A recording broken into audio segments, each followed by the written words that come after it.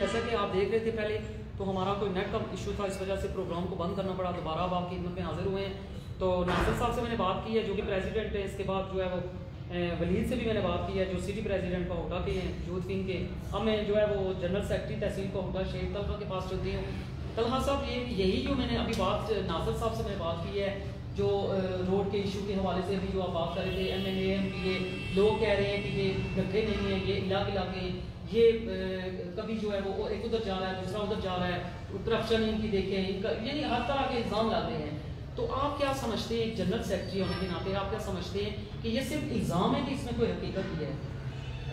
नहीं, मैं समझता हूँ कि ये बिल्कुल झूठ पर मबनी बात है। किसी के पास जो है वो अथेंटिक बात नहीं कि टीम राय सगीर साहब और MNA साहब के जो है रास्ते जुदा हैं, वो एक ही पेज पे हैं। और आज भी जो PS हैं कदीर अब्बासी साहब और सदाकत साहब के जो है बेनोई भी हैं, वो भी आज आए हुए थे, राय सगीर साहब के साथ थे। और दोनों जो भी मंसूबे होते हैं वो MNA और MPA के मशावरत से होते हैं, ख्वाह वो टाउन के हों या फिर यूनियन काउंसिल्स के हों।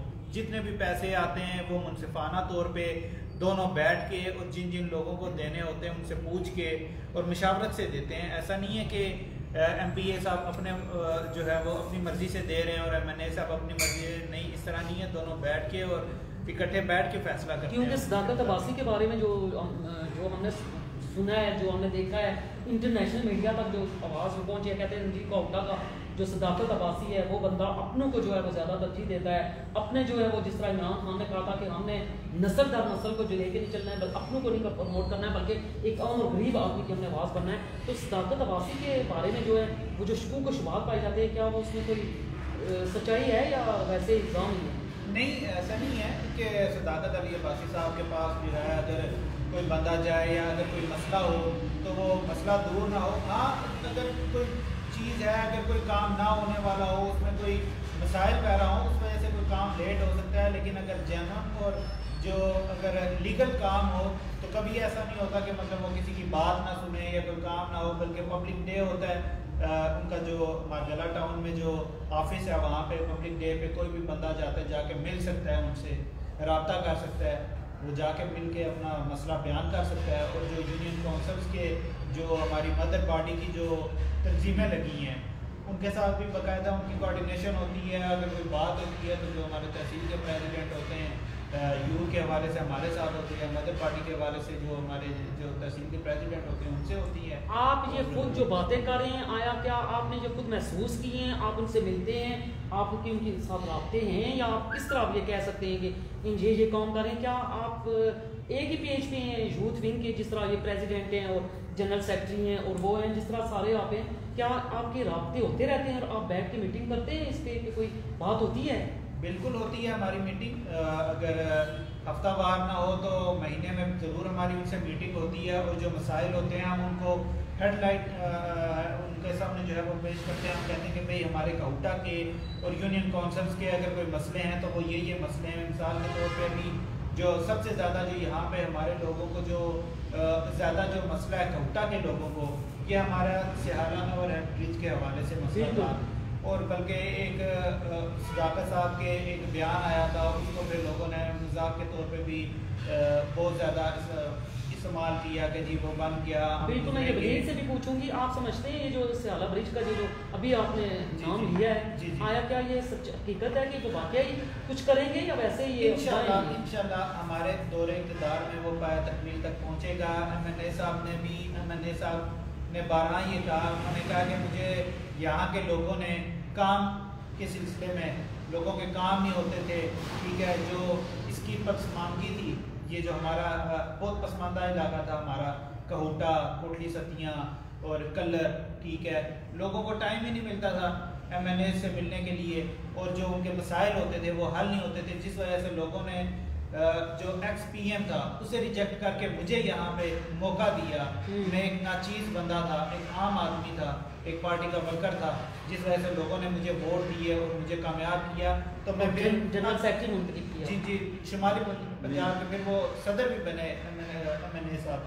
और वो कहते हैं कि मैं फिर अगर ये काम ना करा सका तो मैं दोबारा इस हल्के में आने का हकदार भी नहीं हूँ और लोगों से वोट देने का। ये MNA साहब कहते हैं कि मैं जी तो हम हकदार भी नहीं है कि मतलब हम लोगों से वोट मांगे। वो पूरी कोशिश करते हैं अभी, बल्कि वो कह रहे थे कि हो सकता है कि शायद जो कोशिश है कि जो यूनिवर्सिटी जो बनी है मरी में उसका सारा कैंपस कोटा में भी बने, तो इसके लिए भी वो कोशिश कर रहे हैं, मीटिंग्स कर रहे हैं।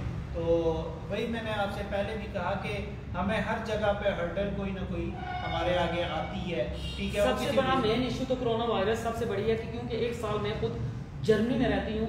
ये मैं आपको यहाँ थोड़ा सा बताना चाहती हूँ, तो फिर मैं आऊँगी ज़रूर, मैं वलीद के पास भी जाऊँगी कि यहाँ जो लोग कहते हैं कि कोटा में कोरोना वायरस की वजह से मैं आपको अपनी बात बताऊँ कि जर्मनी में इस वक्त पूरे यूरोप में कोरोना वायरस जो है वो इस वक्त वो उसकी लपेट में है, और वहाँ जो है वो बहुत ज़्यादा माशी इक़्तिसादी हर लिहाज से वो नीचे चला गया है, डाउन हो गया है। हम खुद बजाते खुद जो है वो हमारी एयरपोर्ट पे हमारे काम थे वो बंद हो गए हैं, तो कुछ भी नहीं है। अगर आप पार्टीबाजी से निकल के अगर आप सिर्फ और सिर्फ सच्चाई पे बात करें, मेरे तल्ख सवालों के जवाब दे रहे हैं।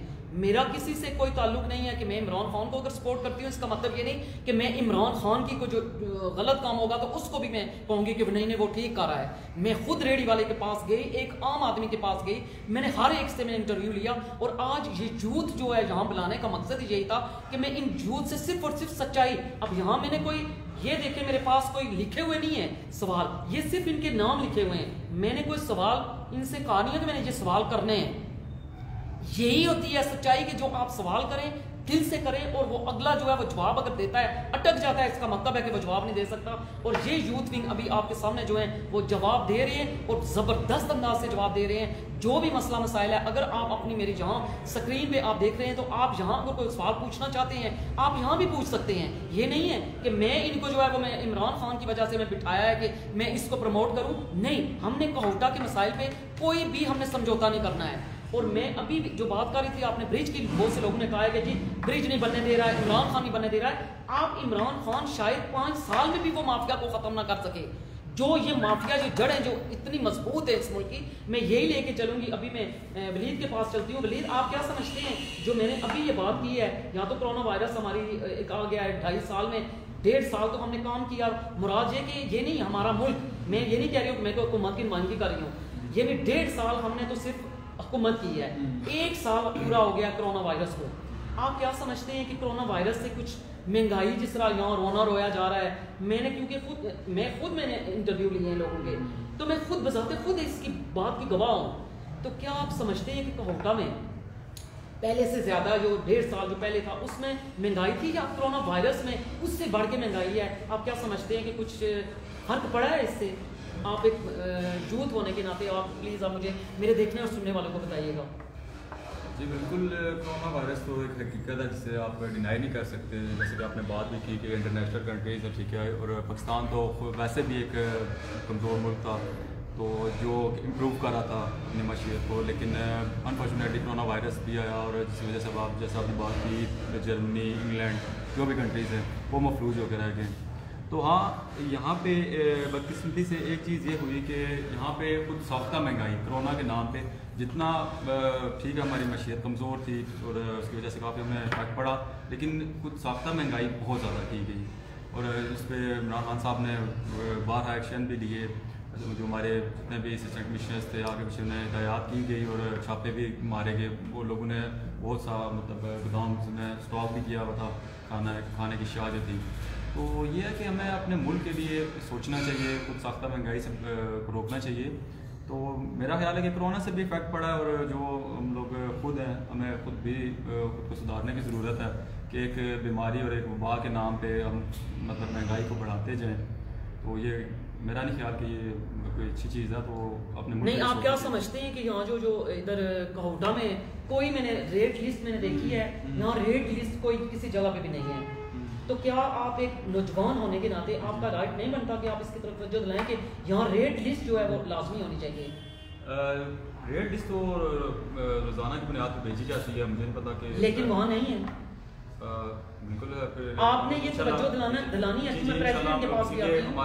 हमारे बाकायदा नुमाइंदे रखे गए हैं, असिस्टेंट कमिश्नर की तरफ से हायर किए गए हैं जो कि सुबह जाके रेट लिस्ट वहाँ पे मुहैया करते हैं। और जो हमारे कंज्यूमर्स हैं उनका भी राइट बनता है कि किसी भी दुकानदार से कोई चीज़ खरीदते हैं, ठीक है, तो उसमें आला और दानों चीज़ों के रेट्स मेंशन मौजूद होते हैं, वो मेंशन किए गए होते हैं। वो असिस्टेंट कमिश्नर साहब की तरफ से हमारे राजेश सियाल साहब हैं जी, राजेश सियाल से मैंने बातें की हैं इस सिलसिले में। तो मेरा आपसे सवाल है कि क्या इसकी तरफ आपने तवज्जो दी है कि लोगों आम आदमी के लिए उसमें डेली बेसिस पे वो लिस्ट आती है और चलान भी है लोगों को कि जिनकी दुकानों पे वो मौजूद नहीं होती थी। मुझे नहीं पता कि शायद किस वजह से, मतलब मैं इस मौजूद पर बात करूँगा। बिल्कुल आप जाएँ और आप जाके चेक करें कि वहाँ मैंने देखा है कोई वहाँ मैं प्रेसिडेंट की तरफ आऊँगी, नासिर साहब के पास आऊँगी। नासिर साहब अभी मैंने जो बात किया, क्या आप इस बात से मुतफिक हैं? आपने देखा है कि यहाँ कोई रेट लिस्ट का निज़ाम है इधर कहूँगा मैं? सबसे पहली बात तो यह है जो महंगाई की बात है, एक तो डैमेज हुए कोरोना की वजह से, सही। दूसरा जब हमारी गवर्नमेंट आई तो उसके बाद हमने जो कर्जे वापस करने थे, जब कर्जे वापस करने थे तो हमारे मुल्क में इतने पैसे नहीं थे कि हम उन्हें वापस कर सके। फिर हम वापस उसी इदारे के पास गए। पहले तो हमने अपने जो हमसाये ममालिक थे या दोस्त मुल्क थे उनके पास गए कि हमें कर्जे दें ताकि हम वो कर्जा अदा कर सकें। लेकिन जब IMF के पास गए तो उन्होंने फिर अपनी शराइत पूछ रखी कि ये चीज़ें हमने ऐसे करनी है जिससे हमें रिटर्न की तो होगी कि हम वापस रिटर्न लेंगे। अब ये एक फैक्ट है, अगर ना कोई माने तो उसकी अपनी मर्जी। जब मैं कर्जा दे रहा हूँ अपनी रिटर्न पे दूंगा। वो कुछ चीज़ें थी जो उसकी वजह से महंगी हुई। अब उसमें PTI की गलती तो नहीं है, हमारे से जो पहले थे वो छोड़ के गए जो चीज़ें, उसका हम जो हमें नुकसान हुआ। दूसरी बात थी कोरोना। और तीसरी बात ये थी कि लिस्टें जो होती हैं वो डेली बेसिस पे हर दुकानदार को मिलती हैं। अब जब टीम जाती है इंस्पेक्शन के लिए तो वो लिस्टें सामने होती हैं। जब टीम, अब जैसी सी बात है, इतने हमारे पास टीम तो नहीं है कि हर दुकान के बाहर एक बंदा खड़ा हो 24 घंटे। जैसे टीम बाहर निकलती है वो लिस्ट उठा के वो नीचे रख देते हैं और अपने हिसाब से चीज़ें बेचना शुरू कर देते हैं। अब यहाँ पे कंज्यूमर जो है जो चीज़ खरीदने के लिए गया है वो रोल अदा कर सकता है। वो रोल कैसे अदा कर सकता है? जब वो एक चीज़ लेने के लिए गया हुआ है तो वो कहे कि मुझे लिस्ट दिखाओ। सही। अगर वो लिस्ट नहीं दिखाता तो आप कंप्लेन करें उसके खिलाफ। जब आपका वो ख्याल नहीं रख रहा, आपको चीज़ें महंगी दे रहा है तो आप उसका क्यों ख्याल रखते हैं? आप क्यों मुँह रख रहे हैं उसका? आप कंप्लेन करें। आप लिस्ट मांगे, उसे लिस्ट नहीं दे रहा, आप कंप्लेन करें उसके खिलाफ। अभी मेरे कुछ दिन पहले एक बंदे से बहस हो रही थी इसी मामले में। आगे गाँव में वहाँ पे एक छोटी सी दुकान है, तो कहता है जी मुझे जो है वो चीज़ें जो है ना 30-30, 40-40 रुपए वो चीज़ें वहाँ पे महंगी बेचता है। मैंने कहा चलो आपको यहाँ से वो वहाँ तक लेके जाता है चीज़ें, वहाँ पे गाँव में प्रोवाइड करता है, 5 से 10 रुपये उसने रख लिए, बड़ी बात नहीं है। यहाँ से आप वहाँ पे कोटा आएंगे, कोटा से लेके जाएंगे, सारा कुछ होगा। लेकिन अगर उससे ज़्यादा वो नाजायज़ चीज़ें ले रहा है तो क्या वहाँ पे आपने कंप्लेन की है किसी को या इदारे को कंप्लेन की है? कहता है जी मैं कैसे दुश्मनी उससे पालूं, मेरे इलाके का मैं कैसे दुश्मनी की वजह से इस तरह निकाली है कि दुश्मनी बढ़ रही है। हमारे गाँव का जी मैं कंप्लेन करूँगा जी इसने कंप्लेन कर दी है, कुछ चीज़ें महंगी ले रहे हैं। अब यहाँ पे एडमिनिस्ट्रेटर हर जगह नहीं पहुँच सकती, अगर पहुँच भी सकती है तो वो कुछ मिनट के लिए, कुछ देर के लिए वहाँ पे खड़ी होगी, उसके बाद उसने वापस आ जाना है। अब एक जिसने खरीदनी है चीज़ उसकी जिम्मेदारी है कि वहाँ पे वो इंश्योर करे कि वो चीज़ जो परचेज कर रहा है वो रेट जो लगा हुआ है, जो लिस्ट पे नुमाया हुआ है, उसी के हिसाब से परचेज करे। अगर नहीं करता दुकानदार पाबंद है इस चीज़ का, अगर नहीं करता तो वो उसके खिलाफ केस ठोक दे। आप नासिर ये कह रहे हैं, यानी आपके कहने का मकसद ये है कि लोग जो हैं वो खुद ही नहीं कर रहे हैं, कंप्लेन कर रहे हैं या खुद ही तवज्जो दे रहे हैं, तो हम क्या करें? देखिए आपके कहने का मकसद ये है। देखें जी हम तो बेसिकली अपने आप में सारे जज बने हुए हैं। हम किसी दूसरे पर तनकीद बहुत अच्छे तरीके से करते हैं लेकिन अपनी जिम्मेदारी निभाने के लिए तैयार नहीं है। खुद हमें करना चाहिए सब कुछ। जब तक हम खुद नहीं करेंगे, अब एडमिनिस्ट्रेटर के पास कितने होगी भर्तियाँ होंगी? ज़्यादा से ज़्यादा 30 हो गए, 50 हो गए, 40 ज़्यादा मारते चलो जी हमें बात करते हैं वहाँ में तो 100 कर दें आप। लेकिन 100 बंदा भी अगर हो तो पूरा दिन हर दुकान के बाहर तो नहीं खड़ा हो सकता। और रिस्पॉन्सिबिलिटीज़ होती हैं, सारे काम होते हैं। जिसने परचेज करनी है ये काम वही कर सकता है। लिस्ट में ये चीज़ ना खरीदो, उससे बाई कार्ड कर दो, तो आपके पास लिस्ट में नाम से चीज़ नहीं खरीदूंगा, इतना तो कर सकते हैं। कंप्लेन नहीं कर सकते आप तो एक दुकान नहीं देगी, दूसरे वाला देगा, दूसरा नहीं देगा, तीसरे वाला लिस्ट के मुताबिक देगा। लेकिन वो कहते हैं कि हम अगर ये बात भी करें तो दुश्मनी जब बढ़ जाएगी जैसे आपने की है, तो हम अगर पुलिस के पास भी जाते हैं तो वहाँ भी कोई निज़ाम ठीक नहीं है। वहाँ पुलिस वाले भी जो है उन्हीं का साथ देते हैं, जिनके पास पैसे हैं वो छोड़ देते हैं उनको। हम क्या, हमें क्या जरूरत है बोलने की? तो क्या आप समझते हैं कि ये भी कोई इसमें है? देखें इसमें भी जो दूसरी मैंने बात की बाइकआउट की, बाइकआउट कैसे, मिसाल के तो मैं एक दुकान पे गया, मेरा जानने वाला ही है, उससे मैंने एक चीज़ मांगी, उसने मुझे रेट बताया महंगा, जो मुझे पता है कि इससे 10-20 रुपये मेरे पास कम होनी चाहिए थी। तो मैंने उससे बगैर पूछ के मैंने कहा मुझे लिस्ट दिखाओ, उसने नहीं दिखाई। मैंने वहाँ से चीज़ ही नहीं, मैंने चैलेंज किया, मैं निकल के मैंने दूसरी जगह से ले ली जहाँ पे लिस्ट लगी और लिस्ट के हिसाब से दे रहा है। बिल्कुल, तो इसमें तो किसी की कोई नाराजगी नहीं है या कोई केस का वो नहीं है, सारा कुछ बाइकआउट तो हम कर सकते हैं ना किसी का, वो कर सकते हैं, लेकिन कहूटा पुलिस इसमें कोई किरदार अदा नहीं कर रही है। क्या आप समझते हैं? इसमें सबसे पहले ये होता है कि जब इस तरह की रेड लिस्ट के खिलाफ भेजता है ना, मतलब चीज़ें भेजता है, तो वो हमारी जो एसी साहिबा होती है वो उनको चलान करती है। जी जी, अगर वो ज़्यादा हो तो फिर उनके खिलाफ वो पर्चा, वो चलान किधर जाता है? वो चलान एडमिनिस्ट्रेटर के पास ही होता है, उसी के पास होता है। हाँ, वो तकरीबन अगर किसी को 1000 रुपये करती हैं, 5000 करती हैं, जितना भी करते हैं वो उस मौके पे डिपेंड हक है कि वो पुलिस तक नहीं पहुंचता। पुलिस तक उस वक्त पहुंचता है जब वो केस मतलब के ना आगे ज़्यादा हाइप की वजह, मतलब ज़्यादा मसला बन जाए, या दुकानदार आगे से कोई और इशू क्रिएट करे, या स्टॉक उसने रखा हो, जैसे कि अब चले इसी पे आ जाते हैं। यानी जिस तरह आपने कहा है कि अगर कोई ज़्यादा इशू बन जाए, अब अगर वो इशू बन गया, अब वो पुलिस तक पहुंच गया, अब वो पुलिस में जाके वो कैसे इंसान, क्योंकि उस पर जो पर्चा होगा वो सरकारी पर्चा होगा। अच्छा, सरकारी पर्चे में उसमें ना तो ये जिम्मेदार ना मैं जिम्मेदार, वो सरकार का पर्चा होता है।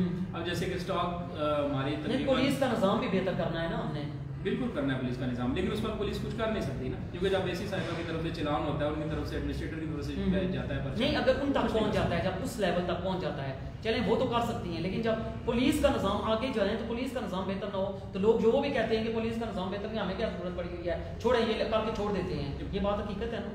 पुलिस जो हमारी है वो अरसे दराज से जो सबसे ज़्यादा तनकीद महकमे में होती है वो पुलिस पे ही होती है, बिल्कुल, लेकिन अभी आहिस्ता आहिस्ता ये चीज़ें थोड़ी सी सही हो रही हैं। जैसे कि हमारी कोटा में खिदमत सर्विस भी खुल गया है, ई काउंटर भी खुल गया। अब हमारे लोगों को ये बात कर सकते हैं, मेरे सुनने और जी अभी हो गया, किस साइड पे है ये कोटा में, हमारे जो थाना है उसमें होगा। क्या आप मुझे एक दिन वहाँ का विजिट करवाएंगे? जी बिल्कुल, 24 आवर वहाँ पे लगा हुआ, आप साथ चलेंगे? जी बिल्कुल साथ चलेंगे, लोगों को दिखाएंगे कि कोटा में क्या क्या तरीके इंसाफ की हुकूमत है, यूथ विंग ने क्या किरदार अदा किया, वो क्या काम कर रहे हैं। उसके अलावा जो हमारे एसएचओ होते थे ना, पुराने एसएचओ जो प्रॉपर इस सारे निज़ाम को जानते थे, उनको निकाल के जो यंग लड़के आ रहे हैं उनको हम एसएचओ लगा रहे हैं। और इसके अलावा जो बाकी मतलब ई टैगिंग सर्विस थी, हमने उसको तेज़ किया। अब हमारे लोगों को ये भी नहीं पता होगा कि अगर हम केस पुट अप कर रहे हैं तो उसको ई टैग कर रहे हैं।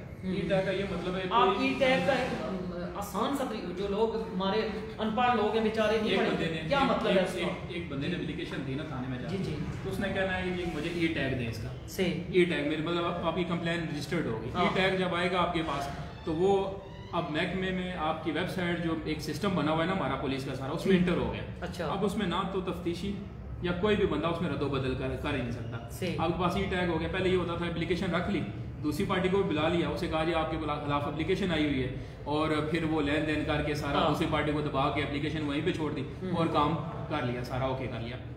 अब ये जब ई टैग आ जाएगा तो वो आपका लेन देन खत्म हो जाएगा। आपको 24 आवर में या 48 मैक्सिमम आवर में आपने रिप्लाई करना है उस एप्लीकेशन को, और उसका जवाब प्रॉपर देना है आपने। जैसे मैं लास्ट टाइम मैं सीपीओ ऑफिस में था तो वहाँ पे ई टैग के वाले से उन्होंने वाज़ेह ये पैगाम दिया था, अगर कोई भी थाना आपको ई टैग नहीं देता तो कंप्लेन करें सीपीओ ऑफिस में, और ई टैग नहीं करता वो उसी वक्त मतल करेगा, मैंने किसी किस्म की गुंजाइश नहीं देंगे। जब ई टैगिंग होगी सारा कुछ ऑनलाइन होगा हमारा। अब आप शायद आपने देखा नहीं होगा, लेकिन जैसे होगा आपकी एप्लीकेशन का एक प्रोसीजर जो होता है ना, आपको मैसेज आ रहा है, ज़ाहिर बात है मुझे नहीं पता है, मैसेज आ रहा है आम आदमी को क्या बता रहे हैं कि आप कहाँ जाए और किस तरह आपको इंसाफ। जैसे आप एप्लीकेशन देंगे, आप डिमांड करेंगे मुझे ई टैग दें, बस आपको वो ई टैग ऑनलाइन आपका जो नंबर आप देंगे उस नंबर पर आपका ई टैग आ जाएगा। उस ई टैग से आपकी जो है ना, आप फिर आपको किसी की बात मिन्नतें करने की जरूरत नहीं है कि मेरी एप्लीकेशन पे काम करो या कुछ करो, कुछ भी नहीं। 24 आवर में उसने रिप्लाई करना, अगर नहीं करता तो वो ई टैग जो है वो उसको उसके खिलाफ कार्रवाई करना शुरू कर देंगे ई टैग के थ्रू। ये अच्छा निज़ाम है, अच्छा निज़ाम। ये चीज़ें आस्ता आस्ता बदलेंगी, एकदम से कभी भी नहीं बदल सकती, ये थोड़ा टाइम लगेगा। आप इसके साथ साथ लोगों को ये भी बताएं, क्योंकि एक प्रेसिडेंट के साथ में बात कर रही हूँ, तो आप लोगों को ये भी बताएं कि हमारी जो यूथ विंग है या यूथ विंग अभी बनी है या इससे पहले जो बातें हुई हैं कि तहरीक इंसाफ की हुकूमत ने इस कोटा में क्या क्या अच्छे काम किए हैं, वो भी साथ मेरे देखने और सुनने वालों को बताएं कि हमने इस कोटा में क्या क्या अच्छे काम भी किए हैं, ताकि लोगों को पता चले कि खाली हमने तनकीद की तरफ नहीं, अच्छे कामों की तरफ भी आए हैं। जी बिल्कुल, जैसे कि पहले भी मैं बात कर चुका हूँ। चले गलियाँ जो हमारी हैं वो तो एक साइड पे रखते हैं, वो एक गलियाँ बनती रहती हैं, सारा होता रहता है। सबसे बड़ा जो हमारा काम हुआ है वो हुआ है हमारा टूरिज्म का, नाड़ और पंजाब के टूरिज्म का हुआ है, जो मेरे हिसाब से एक कुछ अर्से के बाद जैसे मरी जनरेट करता है ना इनकम, जी अपनी जो इनकम खुद जनरेट करो, इतनी जनरेट करता है कि अपने साथ की तहसीलों को भी वो दे सकता है, इतनी जनरेट। ये हमारा सबसे बड़ा काम हुआ है कि नाड़ और पंजाब हमारा जो टूरिज्म स्पॉट पे आ गया। उसके अलावा एक मैप बन रहा है जो हमारी रोड इनको लिंक करेगी। वो भी हमें बड़ी हमारे लिए बड़ी मुफीद साबित होगी। उसके अलावा सियाला फ्लाई ओवर जो इतना मुश्किल मनसूबा था वो हमारा हुआ है, स्टेडियम हमारा जो है उस पे काम हुआ है। और उसके अलावा जो हमारी रोड थी स्वेडी वाली रोड थी, स्वेडी रोड थी ना वो जो तारा मुर्जा साहब थी ब्योर के साइड, जी ब्योर वाली साइड थी, वो वाली मंजूर हुई है। उसके अलावा और काफ़ी सारे हमारे प्रोजेक्ट्स हैं जो इंशाल्लाह अभी हमारी एक बिल्डिंग ब्लॉक तैयार हो रहा है, इसमें THQ में ब्लॉक भी तैयार हो रहा है। इसके अलावा 112 मेरे ख्याल में 112 जो है हमारे मैंने फंक्शनल हुई है हमारी। बहुत सारे हमारे जो प्रोजेक्ट्स हैं जिन पे अभी काम चल रहा है। इसके अलावा जो हमारा कोटा सिस्टम है केरल में, उस पर हमारी बातें चल रही हैं, डिस्कशन चल रही है, मीटिंग्स बहुत डिफिकल्ट काम है ये, उस पर चल रहा है। करोड़ के वाले से हमारी मीटिंग्स चल रही हैं, वहाँ के जो लोगों के इश्यूज़ हैं उस पर चल रही है। इंशाल्लाह ताला इस मुश्किल दौर में भी जिस तरीक़ेकार से हमारी गवर्नमेंट डिलीवर कर रही है ना, तो नेक्स्ट जब इलेक्शन आएगा तो हम किसी के पास ये नहीं कहेंगे कि हमारे मुँह के पीछे वोट दो, हम उन्हें खुद कहेंगे आप देखें काम बोलेगा, यानी काम बोलेगा। ये बेहतर सबसे जरूरी है कि काम बोले। ज़ाहिर बात है, उन्होंने कहा था, इमरान खान ने भी कहा था कि जब हम डिलीवर नहीं कर सकेंगे तो हमें बेशक वोट ना दें वोट। एक बिल्कुल जो पहली टर्म थी उसमें हमने अपने रेफरेंस बेसिस पे वोट ले गए। जी ये मेरा मुंह देख लें जी, ये हम ये करेंगे वो करेंगे, फर्स्ट टाइम पे ये था। अब भी जो वोट मिलेगी ये इमरान खान ने खुद बता दिया जी, इमरान खान ने खुद लोगों को ये बता दिया कि अगर आप काम कराएंगे तो आपको वोट मिलेगी, काम नहीं करेंगे वोट भी मिलेगी। और ये तो मेरे ख्याल से PTI इसमें पूरा उतरती है। जब हमारे MPA MNA या कोई भी गलत काम करता है तो बाहर से किसी को बोलने की जरूरत नहीं होती, PTI के अंदर PTI की अपोजिशन मौजूद है, वो खुद उसे बताती है कि आप गलत कर रहे हैं। तो इंशाल्लाह ताला जब अभी 5 साल पूरे होंगे तो जो आवाम से हमने वादे किए हुए थे हमारे कायदीन ने वो पूरे करेंगे और फिर वो उन काम के बेस पे वोट लेंगे। अगर उन्होंने काम ना किया हुआ तो हम उन्हें रिजेक्ट करेंगे। ज़ाहिर बात है, ये तो जनरल है पूरे पाकिस्तान का है ना, हमने तो कोहटा के लिए कुछ करना है ना, क्योंकि हम कोहटा को ज़्यादा इसमें बैठे हुए हैं और हमने इस तहसील और इस जो हमारा काम है हमें उसको प्रमोट करना है। आपने मुझे बताना है तलहा की अभी जो बात की है उन्होंने, उसी को हम आगे लेके चलते हैं कि स्कूल कॉलेज जहाँ प्राइवेट स्कूलों का जो निज़ाम है या हमारे, आप समझते हैं कि यहाँ सरकारी जो स्कूल है या कॉलेज है ये चीज़ें सारी यहाँ कुछ तालीम पे कुछ बात हुई है आपकी, जो आपकी मीटिंग होती है, जो बातें होती हैं, क्या आया उस पर बात हुई है आपकी? बिल्कुल, कि प्राइवेट स्कूलों का निज़ाम कुछ और है, सरकारी का कुछ और है, यहाँ तालीमी निज़ाम ही सही नहीं है, तो आप क्या समझते हैं कोटा का ये भी बहुत बड़ा मसला नहीं है?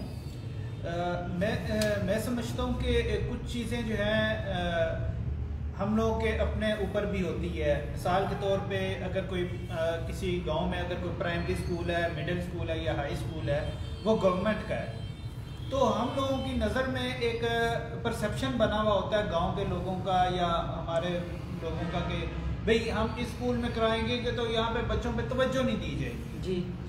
बल्कि इसके बरअक्स मैं समझता हूँ कि वहाँ पे ज़्यादा क्वालिफाइड टीचर्स होते हैं गवर्नमेंट इदारों में, ठीक है, वो बाकायदा एक टेस्ट दे के और एक टेस्ट दे के और उसके बाद एक प्रोसीजर के तहत जो है वो वहाँ पे आए हुए होते हैं और क्वालिफाइड होते हैं। आजकल तो प्राइमरी स्कूल में भी जो टीचर्स लगे हुए वो मास्टर्स बिल्कुल लगे, जैसा कि हमने जंजूर में भी हमने देखा, मैं कल जंजूर भी थी 2-3 दिन, तो वहाँ मैंने जंजूर के स्कूल को भी देखा है। तो वहाँ तो चले जो पहली टीचरें थी वो तो मैं उनकी बात नहीं करूँगी, लेकिन जो बाकी टीचरों से मैं मिली हूँ तो उन टीचर ने वो टीचर मतलब क्वालिफाइड टीचर ऐसे ही है प्राइमरी स्कूल में ऐसे ही है। तो क्या हर एक प्राइमरी स्कूल में जो हमारा कोटा की जो साइड है आगे पीछे, क्या हर प्राइमरी स्कूल में क्वालिफाइड टीचर नहीं होने चाहिए जिससे तालीम का निज़ाम बेहतर हो? प्राइवेटों में लोग फीस, एक आम आदमी गरीब आदमी अब जिसका बाप नहीं है, मजदूरी कर रहा है, दिहाड़ी कर रहा है, क्या वो बंदा वो प्राइवेट स्कूल में जाके वो फीस अदा कर सकता है?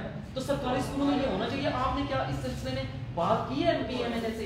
बिल्कुल बात की है और इस हवाले से, और मैं वही आपसे यही बात डिस्कस कर रहा था कि मतलब हम लोग जो है उस स्कूल को इतनी अहमियत ही नहीं देते जो प्राइमरी जो गवर्नमेंट का स्कूल होता है। अगर उन स्कूलों में हम उसी तरह अपने बच्चों को तैयार करके, गाँव में अक्सर होता है कि लोग बच्चों की परवाह ही नहीं करते, सुबह बच्चे इसी तरह गंदे कपड़ों में चले जाते हैं।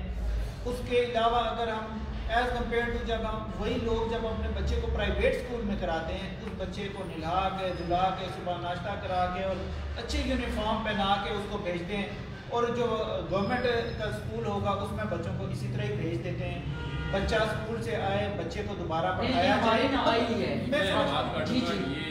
एक माइंड सेट बनाया गया है, एक माफिया कह सकते हैं, जो भी कह सकते हैं, एक माइंड सेट बना हुआ है। अच्छा। जब भी आप नाम लेंगे ना गवर्नमेंट स्कूल का, हमारा बच्चा गवर्नमेंट स्कूल में पढ़ता है जी जी, तो वो एक शर्मिंदगी से फील होती है कि हमारा बच्चा जो है गवर्नमेंट स्कूल में पढ़ता है। ये आपने बिल्कुल ठीक कहा। प्राइवेट स्कूल होगा ना, उसमें एक बंदा मजदूरी कर रहा होगा, 700-800 रुपये की दिहाड़ी लगा रहा होगा, लेकिन प्राइवेट स्कूल में फीसें दे के पूरे महीने की वो खुश हो रहा होगा और सिर्फ फख्र महसूस है मैंने बड़े अच्छे स्कूल में पढ़ाया हुआ है। हालांकि वहाँ का निज़ाम मैंने देखा है, वो मैं खुद पढ़ा चुकी हूँ, वहाँ का निज़ाम भी बेहतर नहीं है। प्राइवेट से सरकारी बहुत अच्छे होते हैं, बच्चियाँ वहाँ जो है वो महफूज नहीं है। ये हमारा माइंड सेट बना हुआ है, बस हम शर्मिंदगी फील करते हैं जी कि हमारे बच्चे लो में होंगे, नहीं हमने पढ़ाई में करना, ये एक माइंड सेट है, उसके अलावा कुछ भी नहीं है। माफिया ने माइंड सेट बना दिया हमारा। मैंने स्कूलों का एक और भी यहाँ मैं देखने और सुनने वालों को यहाँ मैं बताऊँगी कि मैंने स्कूल में गई हूँ, वहाँ जंजूर के स्कूल में गई हूँ, तो मुझे जब से सबसे जो अच्छी बात लगी वहाँ की कि अब इमरान खान की वजह से ये बात नहीं मैं कर रही हूँ कि बल्कि उन्होंने खुद कहा है, वो नून लीग की थी और पीपल पार्टी की इस तरह की वो जो वहाँ टीचरें थी, तो उन्होंने बताया कि जी हम उनको सपोर्ट करते हैं, लेकिन मैंने उनको कहा है कि क्या अभी आप तो एक कुर्सी है आपके पास तो मैं पहले जाया करती थी ना जंजूर में, तो वहाँ मैंने देखा है वहाँ स्कूल का जो सोहेल के अब सोहेल भी जो है वो आपका यूथ का एक बनने वाला है, इंशाल्लाह वो भी आएगा सामने, तो उसको भी हम ज़रूर उससे उस सिलसिले में बात करेंगे और इसको जंजूर की जो साइड पे जो कुछ हो रहा है वहाँ उस सिलसिले में भी हम बात करेंगे, क्योंकि वहाँ वो बहुत ही ज़्यादा पीछे रह गया इस सिलसिले में। और वहाँ उन्होंने क्या कहा है कि एक कुर्सी पड़ी हुई थी, एक मतलब हर उसमें कमरे में, मैं वहाँ गई हूँ तो पहले कुर्सियाँ वहाँ 3-3 4-4 पड़ी हुई थी, वहाँ सिर्फ एक कुर्सी पड़ी हुई है। मुझे उन्होंने कुर्सी दी तो मैंने उनको कहा है कि दूसरी कुर्सी नहीं है, वो कहते हैं कि हमें ऑर्डर नहीं है, एक ही कुर्सी है टीचर की।